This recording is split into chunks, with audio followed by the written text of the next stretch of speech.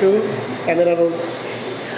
नमस्कार, मैं doctor Surabhi Rajdan MIT world peace university के मैकेनिकल डिपार्टमेंट में प्राध्यापक हूँ और उसके साथ में ही मैं सस्टेक जो स्टूडेंट्स क्लब है उसकी मेंटर हूँ।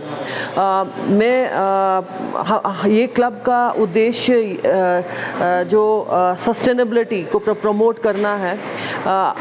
यूनाइटेड नेशंस सस्टेनेबिलिटी गोल्स ये अचीव करना हमारे यूनिवर्सिटी का एक मेजर ऑब्जेक्टिव है और इसी को नज़र में रखते हुए ये क्लब फॉर्म हुआ है।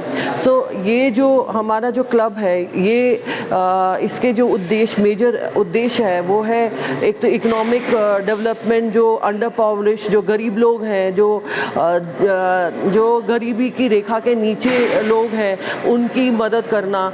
उनको जस्ट ऐसे नहीं मदद की वो मतलब ठीक है हम उनको कुछ जाके कुछ दे दो। हम लोग ऐसा चाहते हैं कि वो लोग खुद स्वावलंबी बने। तो उसके लिए क्या जो चीज़ें लगती हैं वो हम उसको ध्यान में रख के काम करना चालू किया है। जो आत्मनिर्भर बने लोग उसके हिसाब से हम लोग एक तो है कि स्किल डेवलपमेंट होना चाहिए लोगों को। हमारे यहाँ प्राचीन काल से बाम्बू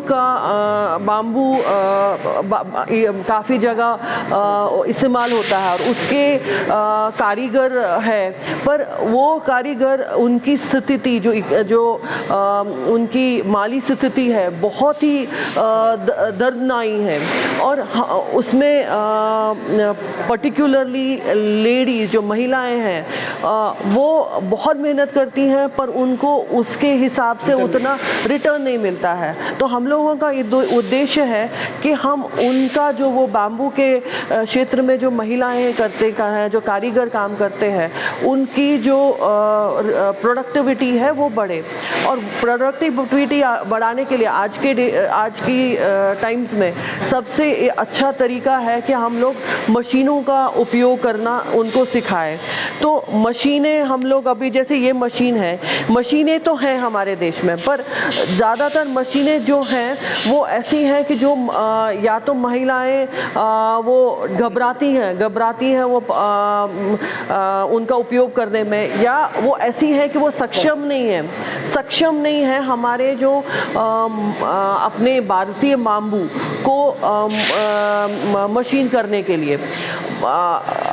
जो विदेशों में जैसे चाइना में बहुत ही बड़े स्केल पे, जो औद्योगिक स्केल पे बाम्बू की जो इस्तेमाल होता है और मशीनें यूज़ होती हैं, पर वहाँ का जो बाम्बू है वो उसकी जो क्वालिटीज़ है वो अलग है। वो हमारे जो हमारे यहाँ ज़्यादातर उपलब्ध है बाम्बू उससे थोड़ा सॉफ्ट है। तो इसकी वजह से हम लोग वो मशीनें एग्जैक्टली यूज़ नहीं कर सकते। हमको जो मशीनें चाहिए वो हमारे बाम्बू के हिसाब से चाहिए। और हमारे जहाँ जो है 100 से ज़्यादा प्रजातियां बाम्बू की उपलब्ध है। और हमारे अपने महाराष्ट्र में जैसे मेस वगैरह ऐसी प्रजातियां हैं जो बहुत ही काफ़ी मात्रा में उपलब्ध है, पर दुख की बात है कि वो उसका पूरा इस्तेमाल नहीं हो सकता है क्योंकि उतना उपकरण है नहीं, उतनी जो